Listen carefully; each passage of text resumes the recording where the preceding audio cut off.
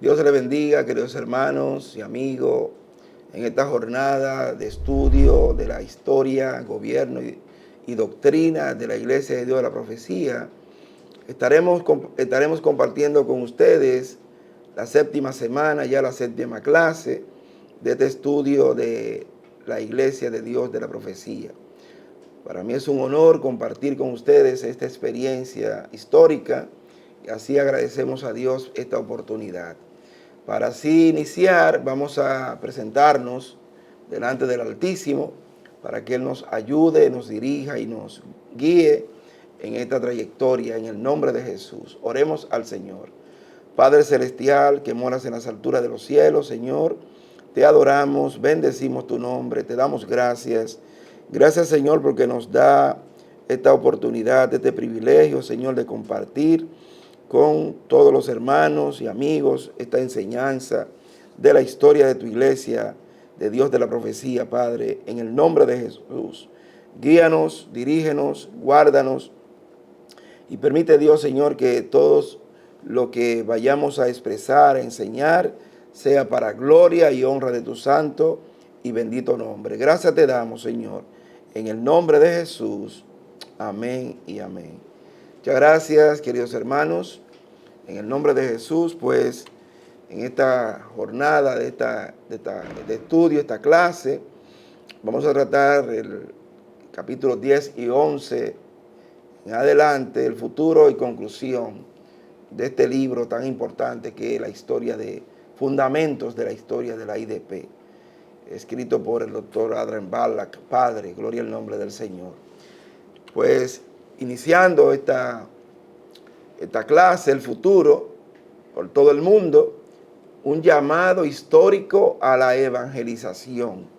Este llamado es para que el evangelio sea llevado a todas las naciones, para que así Cristo llegue al corazón de las vidas y podamos alcanzar a los perdidos, aquellos que nunca han recibido a Cristo y los que ya lo han recibido se han fortalecido, permanecido en la palabra y el Espíritu Santo del Señor.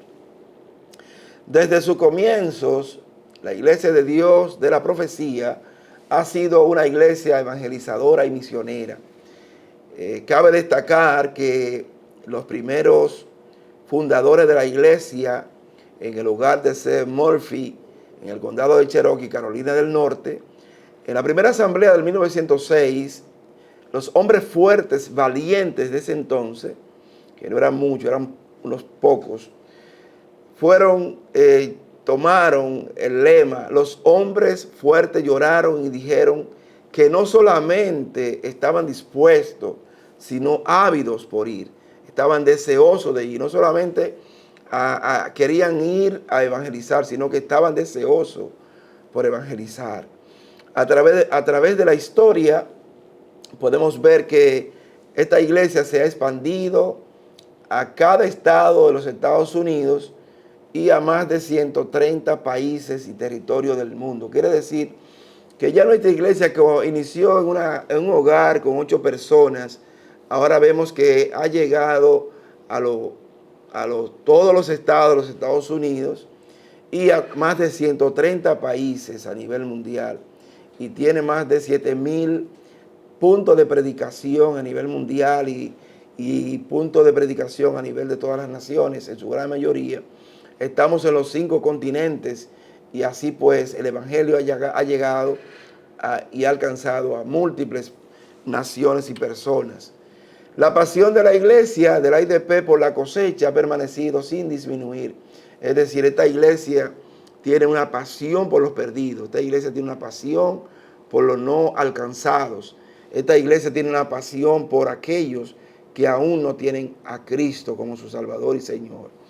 Los líderes misionarios en tiempos recientes han seguido venciendo todas las dificultades, las barreras económicas, políticas, sociales, culturales, y ha llegado a diferentes países después del llamado al arrepentimiento del 1984. Esta iglesia ha alcanzado un crecimiento exponencial.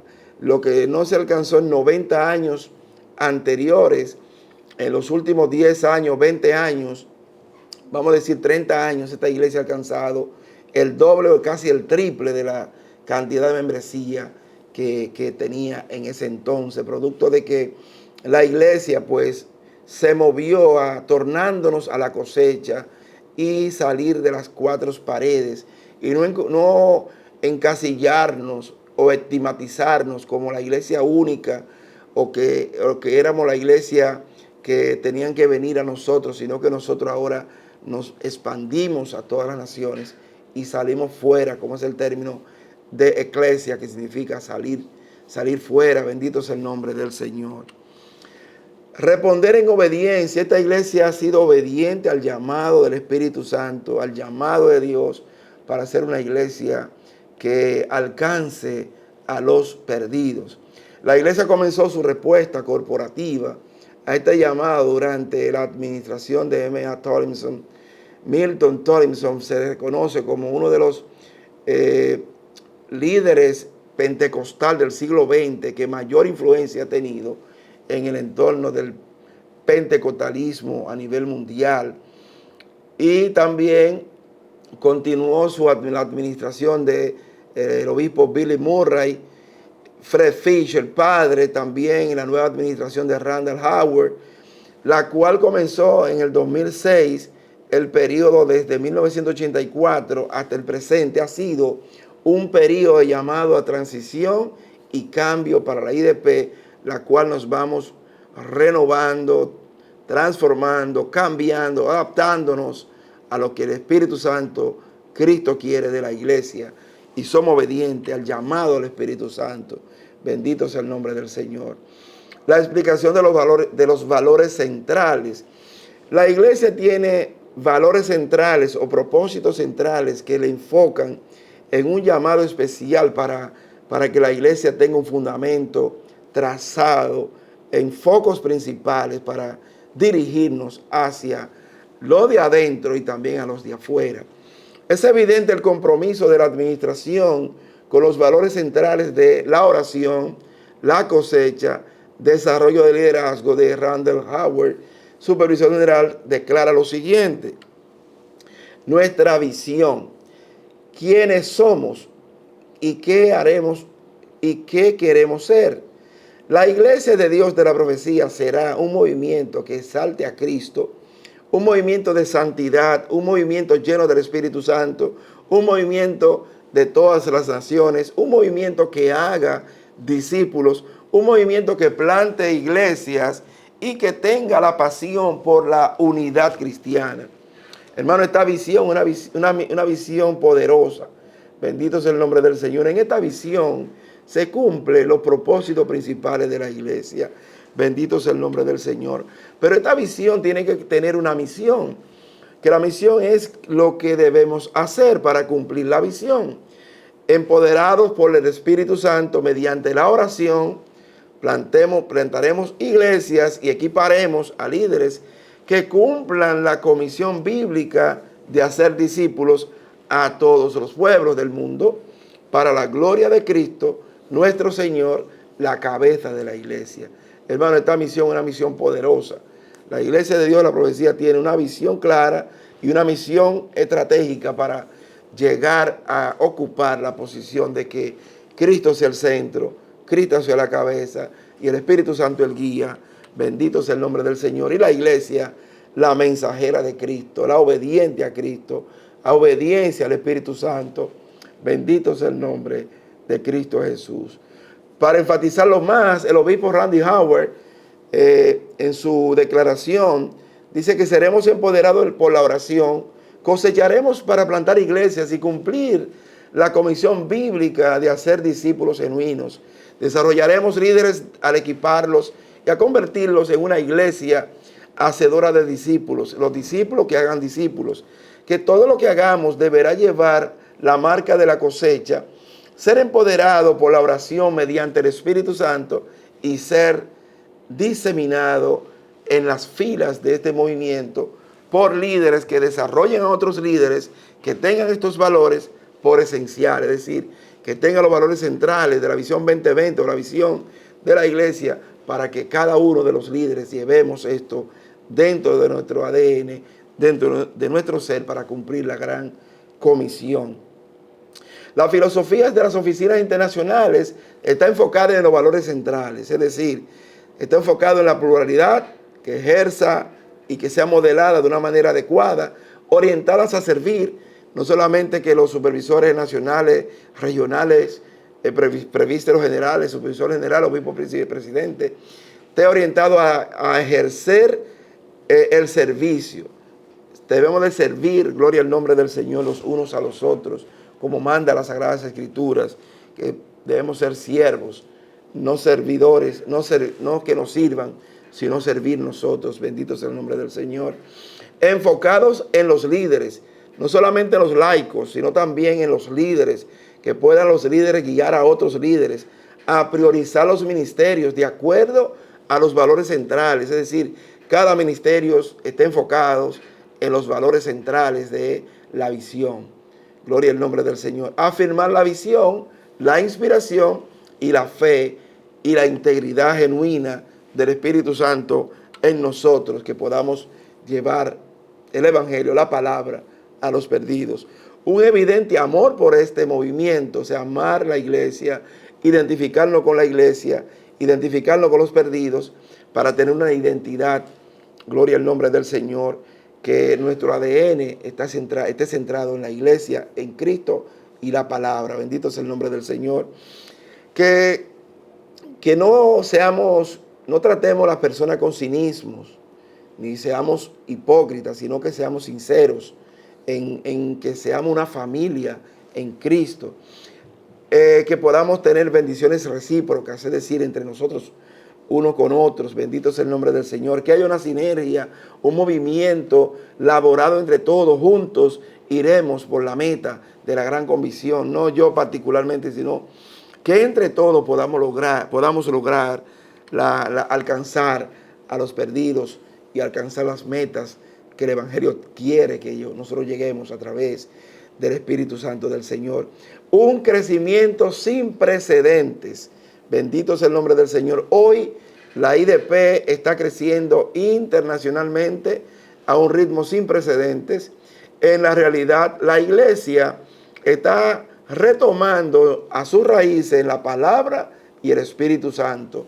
Y tal como siempre lo ha dicho, lo ha hecho en su historia, continúa reforzándose y reestructurándose según sea necesario para reflejar siempre el Evangelio de Cristo, con la mirada puesta en el altar, en el estandarte o el estándar apostólico del libro de los Hechos.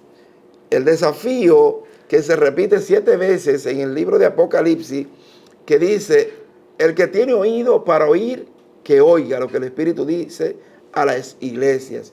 Apocalipsis 2:7, 11, 17, 29, 3:6, 13 y 22. Dirígenos, Señor, Espíritu Santo. Seguidlo, iglesia. La iglesia de Dios de la profecía honra su pasado con gozo y celebra su presente con gratitud. Simultáneamente y con valentía también está abrazando su futuro, de tal manera de poner en práctica el paradigma en el siglo XXI, tornándonos a la cosecha. Tornándonos a la cosecha. La cosecha es la siembra de la palabra a través del discipulado, a través de los grupos de crecimiento, a través de plantación de iglesia, a través de los ministerios, para sembrar en las personas esa fe genuina de Cristo en el corazón de la gente. Bendito sea el nombre de Cristo Jesús. Debemos proceder con prudencia, es decir, debemos de proceder con legitimidad de la IDP. Ha sido el asunto delicado debido a la interrupción de la primera obra de A.J. Tomlinson en 1923 y su valiente reinicio en ese mismo año. Fue de su lucha de recuperar el equilibrio, espíritu y la palabra, que dirigió la IDP. Es decir, el hermano J. Tomlinson, en su travesía desde el 1903 al 1922, luchó con fervor, luchó con toda su fuerza de proyectar una iglesia llevando el evangelio, la palabra de Dios, la administración, a un punto clave para que la iglesia creciera en su fundamento.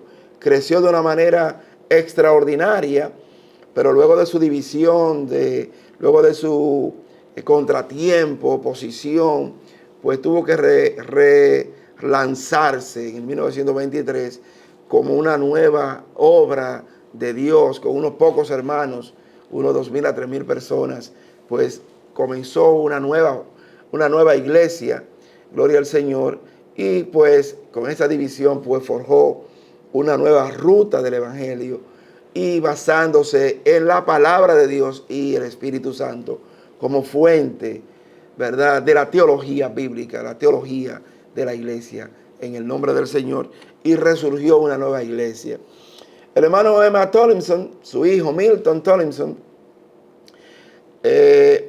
dice que la selección vitalicia de A.J. Tollinson del 4 de noviembre del 1914 fue tan claramente confirmada por las manifestaciones del Espíritu Santo que éste nunca hubiera renunciado a ese llamado excelso, aunque con ello hubiera evitado la ruptura de la iglesia en 1922, a los que casi abrumadoras persecuciones le siguieron.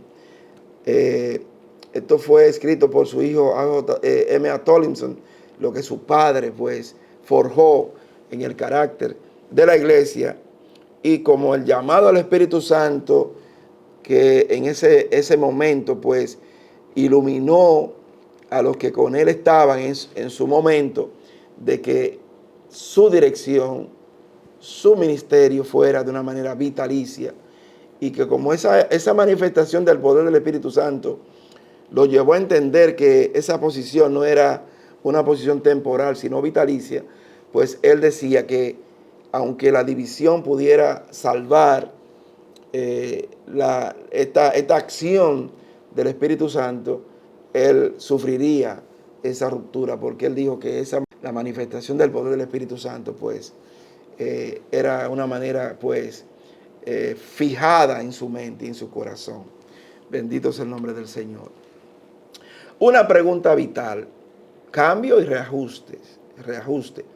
Las sucesivas generaciones de líderes de la IDP tienen derecho de reajustar su estructura organizativa, realinear algunas de sus doctrinas, prácticas y conceptos, y reorientar sus propósitos futuros.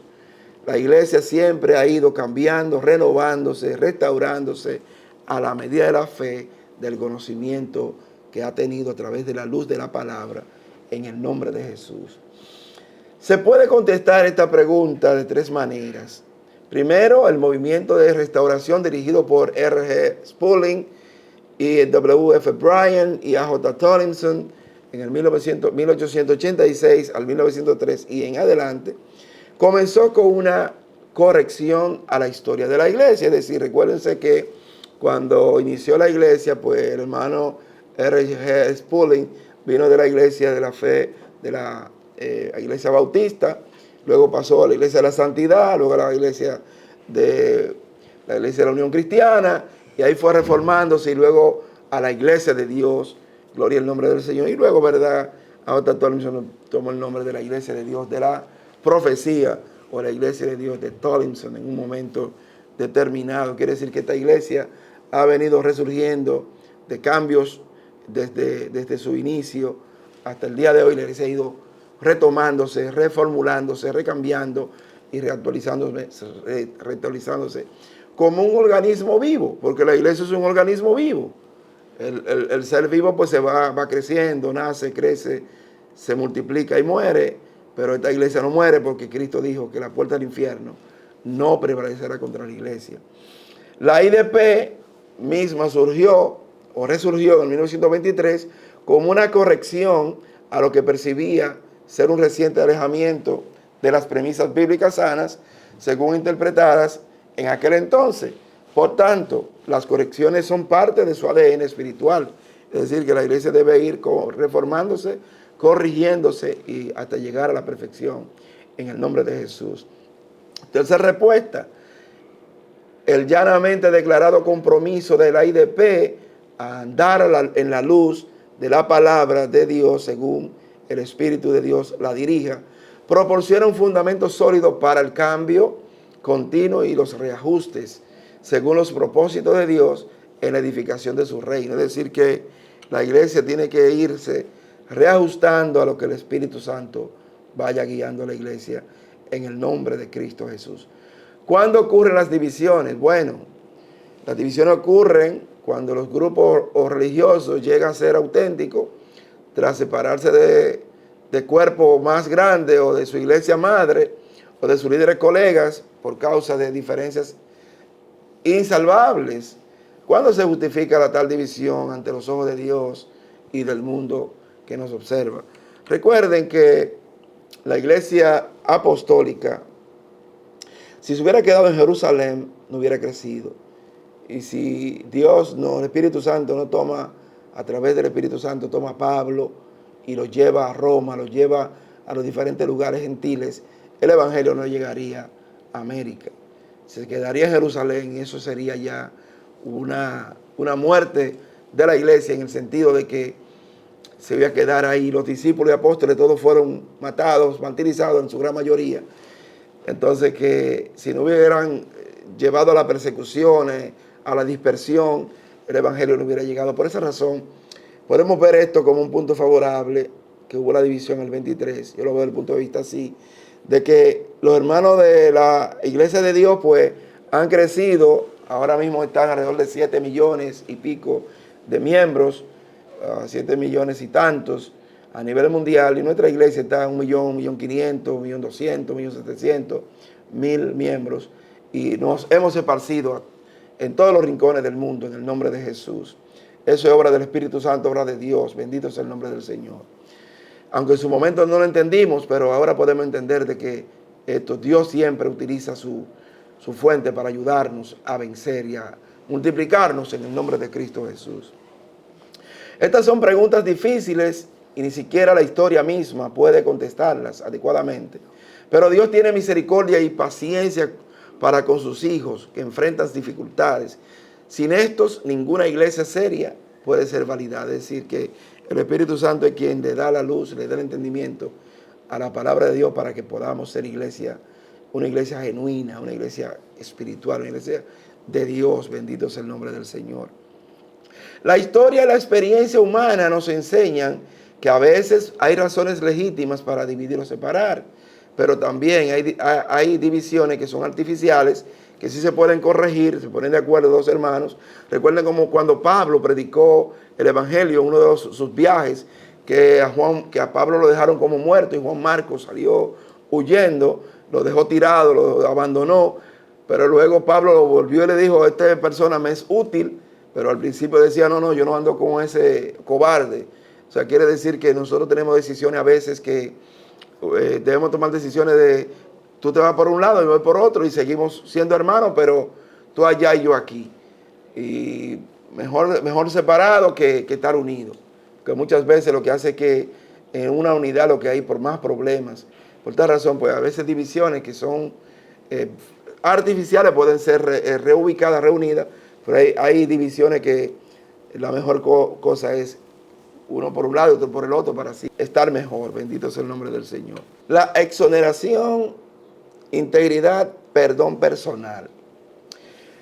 Los que alegaban que era necesario destituir a Thompson del cargo presentaron unas acusaciones relacionadas con su estilo de administración empresarial y sus problemas monetarios, además de una insinuación de deshonestidad de ese entonces, pero también mostraron un alto grado de insubordinación al respecto al líder principal, que era J. Thompson, como obispo presidente, supervisor general de la iglesia. Vemos ese estilo de liderazgo donde fue cuestionado, y un grupo pues tomaron la decisión de acusarlo, quizás de una manera no adecuada en su momento, pero Dios permite las cosas para Él glorificarse. Bendito sea el nombre del Señor. En estas reflexiones y conclusiones podemos ver que A.J. Thompson fue plenamente absuelto de todos los cargos y de toda acusación o insinuación de deshonestidad en cuanto a su integridad, tanto en la comunidad empresarial de Cleveland como los entonces acusadores iniciales, particularmente Llewellyn y Lemons, dieron fe de la misma, de su inocencia. Él los perdonó a ambos con sinceridad. Hermano, mire, es difícil cuando el mundo se entera de situaciones internas de la iglesia, de tal manera de escándalo público. Es tremendo, hermano. Cuando hay falta interna, se resuelve internamente, pero cuando hay falta externa, ya falta grave, mire, hermano, la disciplina se tiene que tomar de manera diferente. Sin embargo, el hermano J. Tomlinson perdonó a estos dos hermanos, a Llewellyn y a Lemons, de una manera sincera. Y vemos cómo, gloria a Dios, empresarios de Cleveland tuvieron que hacer una carta, una certificación de integridad de J. Tomlinson. Hermano, mire, yo me imagino la mente, el corazón del hermano J. Tomlinson en ese momento.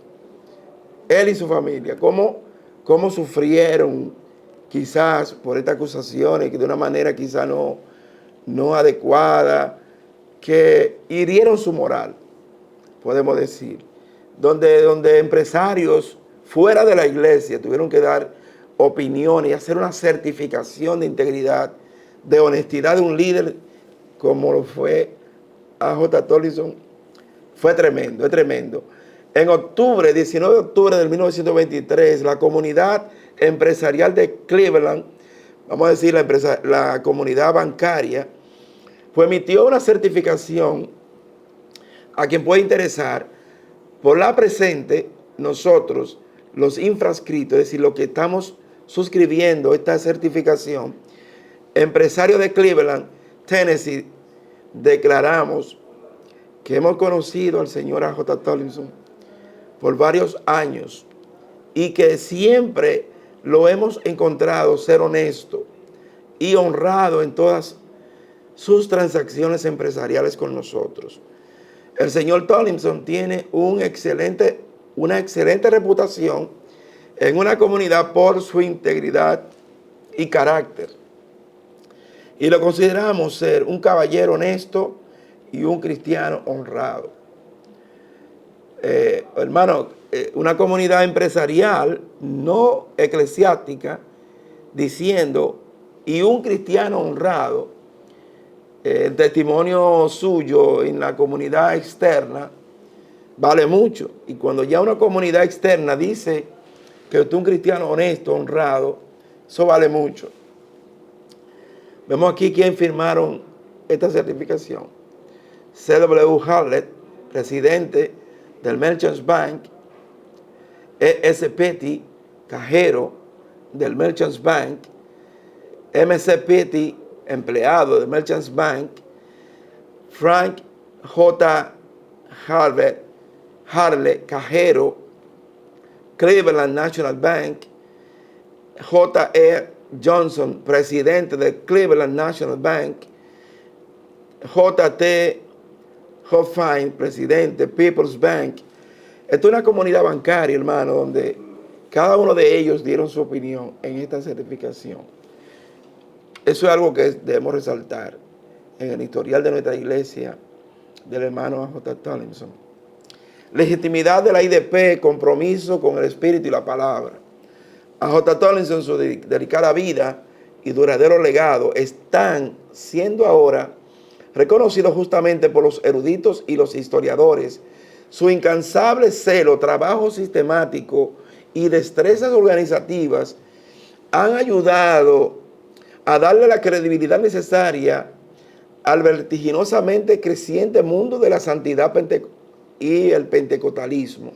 Su labor ministerial es confirmada y vindicada por los acontecimientos ocurridos en la última iglesia organizada que dirigió. Es decir, que el hermano J. Tomlinson está siendo reconocido por ser un hombre honesto, serio, responsable, cristiano y de un alto valor en lo que es el pentecostalismo y la evangelización en su entonces. Bendito sea el nombre del Señor. La legitimidad de la IDP en el compromiso con el Espíritu y la Palabra. La Iglesia de Dios de la Profecía es una de las iglesias más integradas, tanto racial como internacionalmente. Esto es cierto en todos los niveles de sus operaciones y en términos prácticos. Ella lleva la delantera entre las principales denominaciones pentecostales en el trato, colocación, colaboración, autoridad bíblica y en el ministerio de las mujeres. Es decir, que nuestra iglesia tiene un ministerio de mujeres bien desarrollado, bien implementado, aunque en su tiempo, pues duró alrededor de 90 años para que las mujeres pudieran oficializar ceremonias oficiales, es decir, recibir licenciamientos ministeriales, pero desde su principio las mujeres tenían un sitiar de tal manera de que pudieran dirigir ciertos departamentos, ciertos ministerios a nivel de lo que es la iglesia, que no lo tiene otro concilio, otra fuente de iglesia, otras iglesias. Nuestra iglesia tiene el ministerio de las mujeres bien desarrollado y bien expandido. Necesitamos algunas mejoras, pero estamos bien adelante en el nombre de Jesús. La legitimidad de la IDP, el compromiso con el Espíritu y la Palabra. En cuanto al compromiso fundamental de la iglesia con el Espíritu y la Palabra y el Espíritu no son solamente un legado del liderazgo de Tomlinson, sino que también es una insignia suprema en la identidad bíblica de nuestra iglesia. Es decir, la palabra de Dios y el Espíritu Santo son las fuentes principales de lo que es el ADN de esta iglesia, la cual le damos primacía, preferencia en que ellos son, el Espíritu Santo, el Padre, el Hijo y el Espíritu Santo, son los dueños, los guías de esta iglesia en el nombre de Jesús, y su palabra como fuente inspiradora para llevar el Evangelio a los perdidos. Vemos aquí que el obispo Billy D. Murray estuvo con 3 presbíteros generales principales en su entonces. El hermano Larry Wilson, el hermano J. Reyes y el hermano Perry Gilliam. Eran los presbíteros generales en ese entonces. Ahora tenemos 7 presbíteros generales, uno en África, uno en Oceanía, otro en Asia, otro en América, son 3, Norteamérica, Centroamérica y el Caribe, de habla hispana. Tenemos el de Suramérica, tenemos el de habla inglesas y sus lenguajes fuera del español en América, y así tenemos 7 supervisores generales o presbíteros generales que dirige junto a nuestro obispo presidente Till Colton, que es uno entre iguales y dirige la iglesia de una manera excelentemente, extraordinariamente bien. Gloria al nombre de Jesús. La iglesia de la profecía se ha caracterizado por, primero, reconciliación racial, es decir, una iglesia no exclusivista, sino inclusiva, donde las razas podemos unirnos. Yo me alegro cuando yo voy a la Asamblea Internacional, donde veo personas de África, de la India, de Asia, de Europa, Norteamérica. Y mire, hermano, una diferente fuente de cultura en su vestimenta, en su forma de hablar, una reconciliación cultural tremenda, hermosa, hermano. La verdadera internacionalización de la iglesia, una iglesia que es a nivel internacional, está en todos los países, casi más de 300 países en el mundo. Nombramiento de sus líderes nacionales, es decir, hay una norma ministerial, vamos a decir, norma para el ministerio, donde hay una estructura organizacional, donde el obispo presidente, pues junto con los obispos internacionales o presbiterio internacional, pues nombran los presbíteros generales en sección de asamblea general o internacional. También los presbíteros generales junto con el obispo presidente pues nombran los diferentes obispos nacionales, supervisiones nacionales de los diferentes países, naciones, y cada obispo nacional nombra a sus pastores, líderes, ministerios, supervisores de directores de área, de distrito, en una asamblea nacional. Es una gran bendición, hermano, como se maneja la estructura de esta iglesia a nivel internacional, nacional. Es una gran bendición. La respuesta colectiva a la obediencia de las correcciones específicas del Espíritu Santo, desde 1984, cuando la Asamblea de ese entonces, pues, mandó a la iglesia al arrepentimiento y volver a Cristo, y tornándole la cosecha más adelante, y un avivamiento ferviente del evangelismo, todos en búsqueda de los verdaderos estándares del Nuevo Testamento. Hermano, esta iglesia es una iglesia basada en las premisas bíblicas del Evangelio del Señor, en la palabra y el Espíritu Santo. Bendito sea el nombre del Señor. Aspecto misional, es decir, esta es una iglesia misionera, una iglesia con una misión de Dios desde su origen. Una iglesia misional donde la palabra de Dios, el Evangelio, pues, venido del cielo, llevado a través del Espíritu Santo, y luego la iglesia llevado a los perdidos. Es una misión, hermano, mire, una misión de Dios, la Mission Day. Desarrollo de una pastoral urbana. De la misma manera, A.J. Tomlinson cambió el centro de operaciones de Murphy, Carolina del Norte, en las montañas de los Apalaches, a Cleveland, Tennessee, donde estaba el ferrocarril, y por lo tanto las comunicaciones estaban más desarrolladas, más avanzadas. La iglesia de hoy debe tener en cuenta, en cambio, la demografía de las ciudades, es decir, dónde se mueve la gente, dónde está la gente, no solamente en los campos, sino también en la zona urbana. La iglesia debe estar en todos los puntos principales de predicación, llámese en entorno empresarial, entorno donde está la urbe, donde está la verdad, las principales ciudades, y también en los campos, en todos los lugares.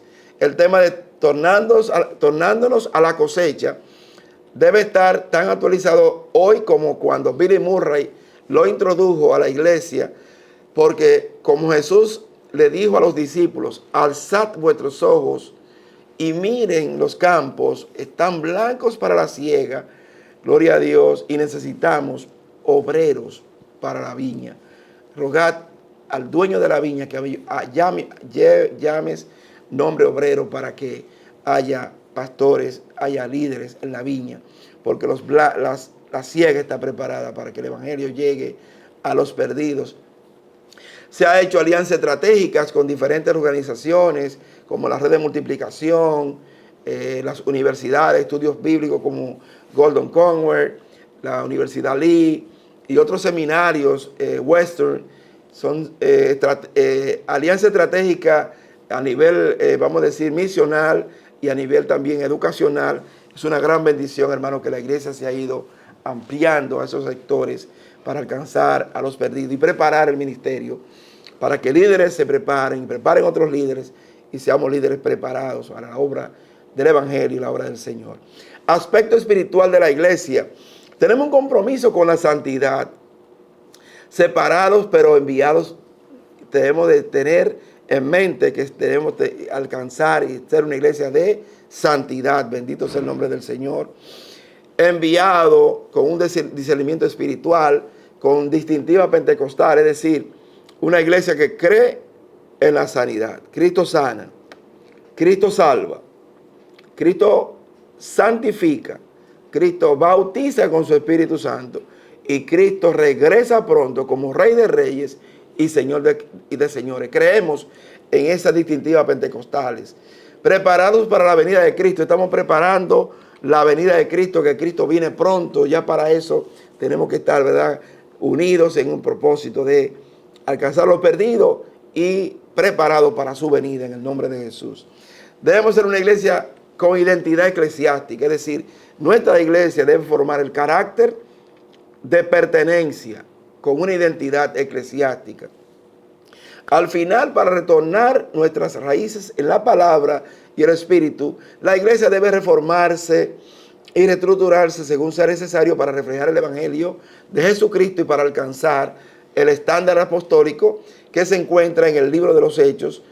¿Qué mejor momento es este para retornar el desafío histórico de alcanzar a los perdidos con una identidad eclesiástica, sometido al Espíritu Santo, estado dirigido por Él, y que las correcciones que podamos hacerlas de una manera que podamos, vamos a decir, defender el evangelio bíblicamente, con la posición de que éramos el único, y ahora ser y ser exclusivo a ser inclusivo, y que Cristo es el dueño, Cristo es el mensaje y la iglesia es la mensajera.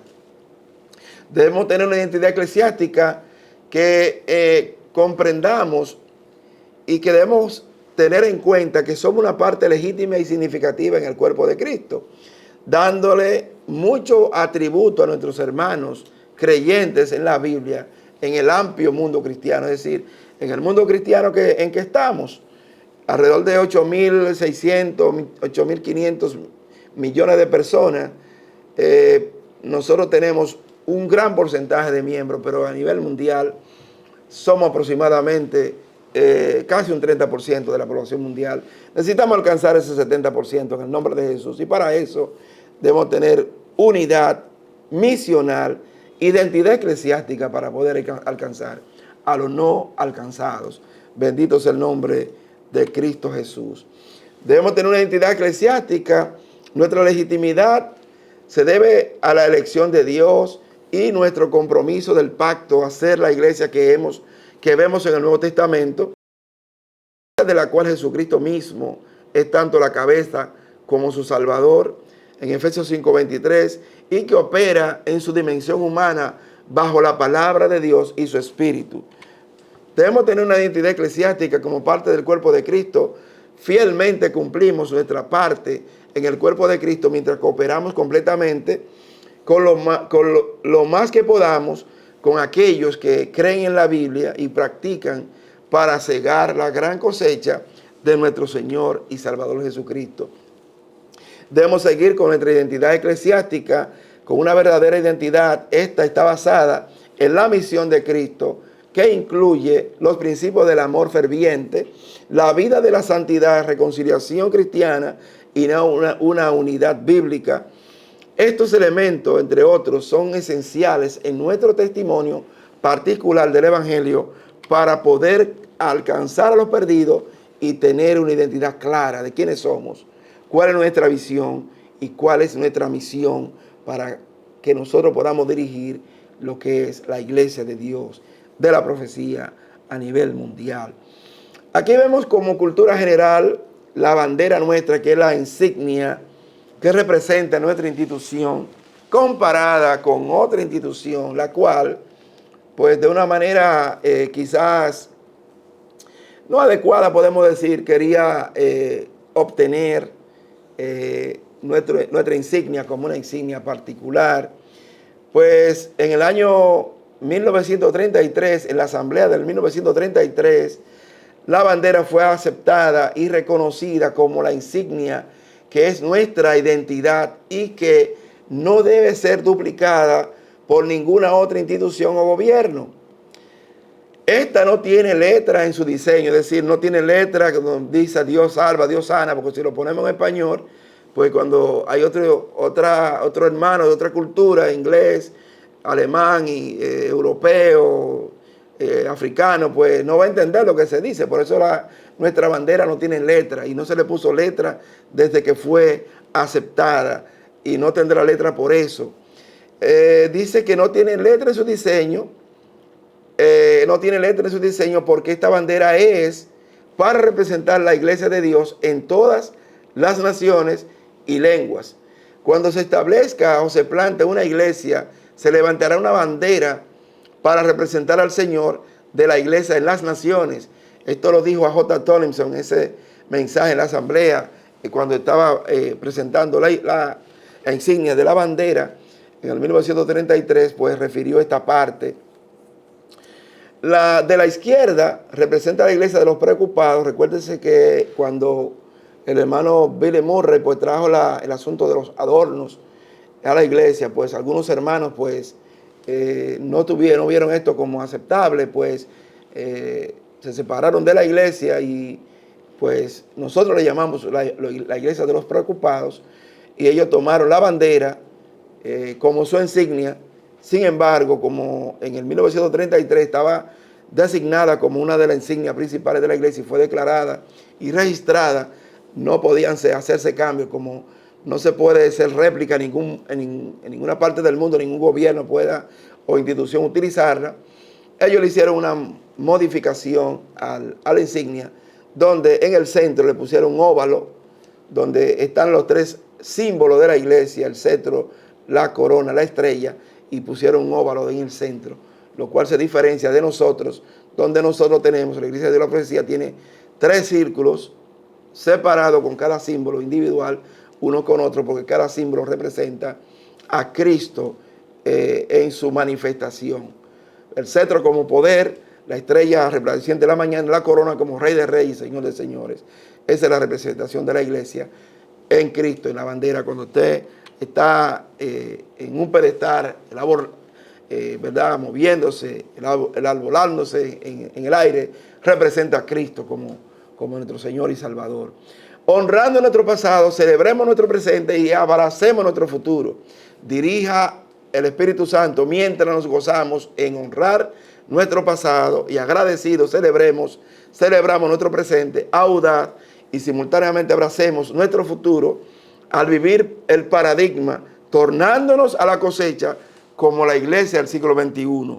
Busquemos a los perdidos, llevemos el evangelio y la palabra a los no alcanzados para que el evangelio sea impregnado en el corazón y la mente de las personas.